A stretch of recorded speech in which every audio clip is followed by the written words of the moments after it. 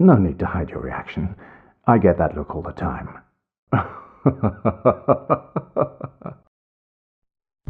A video game story can pull us in and give us an incentive to play, whether that be giving us a goal, justifying an action, or even letting us explore a world that is much different from our own. No reason is better than another, just different. For years, I've experienced countless amounts of video game plots, ranging from being a stealth master who must save my country, to a hero who must save a princess, to even becoming the best like no one ever was. Yet, in all of my experiences, one still stays in the back of my subconscious for years, and it's something that I would define as a storytelling masterpiece. That game is Grim Fandango. Buenos días. But I can't just claim this without good reason. So today, let's talk about Grim Fandango and why it is one of the greatest video game stories of all time.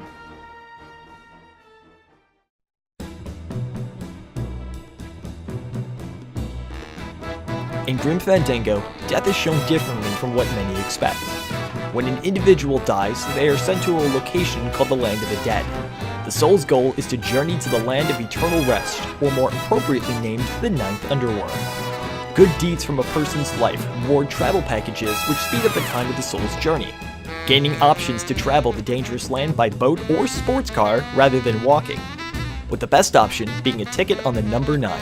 Causing the journey to last 4 minutes rather than the original time length of 4 years. Often, the soul will lose faith in the Ninth Underworld during their journey, and takes a job in the land of the undead instead for all eternity. Travel packages are sold by Grim Reapers, or better known as travel agents of the Department of Death. You take the role of Manny Calavera, a travel agent working off his time for past crimes, constantly getting clients who don't qualify for a single travel package. With the threat of being fired looming, Manny steals a client from his co-worker named Domino. The client's name is Meche Colomar, and she is a Mother Teresa of her time, with her volunteer work for reading to dying children and never recalling a bad deed in her entire life. But mystery strikes upon Manny checking her records to find she doesn't qualify for any packages. With Manny leaving the room, Meche feels horrible for causing trouble, and decides to take her journey on foot. When the news is alerted to Manny's boss, Manny is captured and is soon to be dealt with.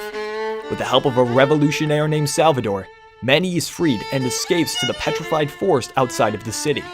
With the stage set, Manny must find Meche and expose the hidden truth behind the Department of Death.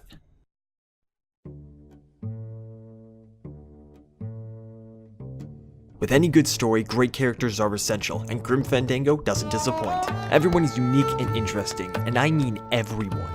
Even side characters who have only 2 speaking lines manage to be memorable throughout the whole experience, which is just amazing. Of course, the lead cast doesn't disappoint either. The voice acting is just masterful across the board. Every single person nails the characters they play. Tony Polana nails Manny's sarcasm and quick-witted personality. Maria Barrera takes Meche's personality of compassion with a hint of cynicism and just goes to town with it. And of course, Alan Blumenfeld owns the naive and comic relief of Glottis. The chemistry between all the characters and their interactions just make conversations a joy to listen to.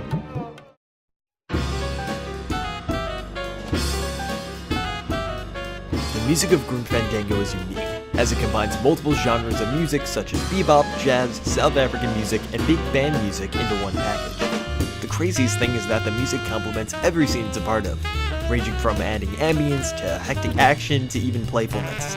An example of different tones in the soundtrack includes songs like Companeros and High Tone Fandango.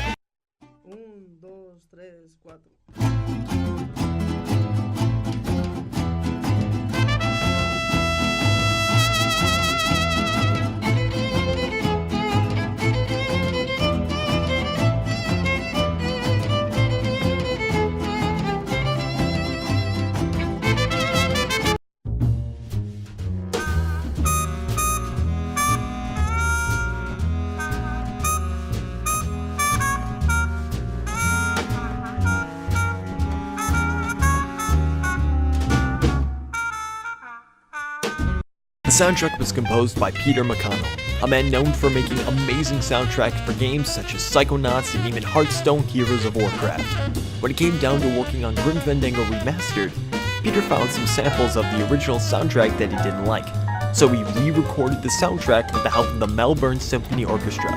Peter, if you're somehow watching this soundtrack is amazing. Overall, the soundtrack adds the feeling for every scene it's a part of. Speaking of scene,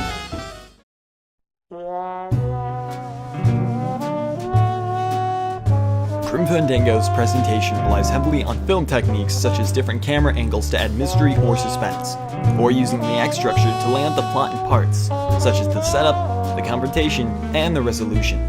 You could argue that any game follows this structure, but I feel like Grim Fandango encompasses this well, and doesn't ditch the flow of the story unlike other game plots. The first year is the setup, showing us what Manny is to put up with and introduces us to a conflict in the story. The second and third year fill the role of the confrontation, giving us the pieces to put together the goal of the antagonist, as well as to show us the drive to keep playing. And the fourth year is the resolve, with a final showdown between the protagonist and the antagonist. Also, another technique used is one that I truly appreciate, which is the use of show don't tell. Showing exposition about a character or a situation rather than words loses the chance of having boring exposition dumps. Play a game where someone starts describing someone's personality rather than showing it, and you'll know exactly what I'm talking about. Examples from Grim Fandango would be just staring at a character without talking to them to show the kind of person they are, as they're shown by their idle animation. My favorite example of show don't tell is the intro cutscene. Manny walks into his office and the camera zooms into his file cabinet labeled Premium Clients. As he opens it, you find that instead of folders inside, it's completely empty with only space to hang up his robe and stilts. After 3 seconds, it's clear that Manny doesn't have any big clients. To be fair, he did mention that seconds ago, but at least they show the audience and not just tell. Overall, these techniques are greatly implemented.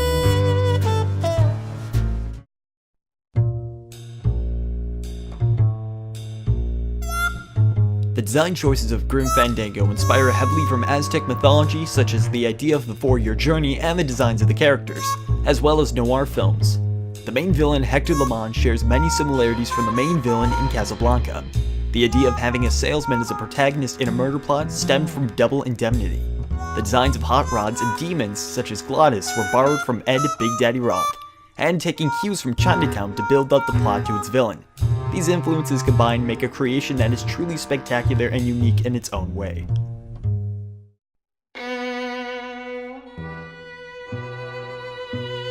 In conclusion, with the combined points of unique characters, a tone-setting soundtrack, well-implemented use of film techniques, and its influences leading to its overall design, Grim Fandango's story is a masterpiece. It's what I would call a classic and is great enough to play just to experience it. If you still haven't seen it yet, go buy Grim Fandango Remastered on PlayStation 4, Steam, Android, Google Play, or PS Vita. I guarantee you it's worth it. That is, if you still have a Vita, of course.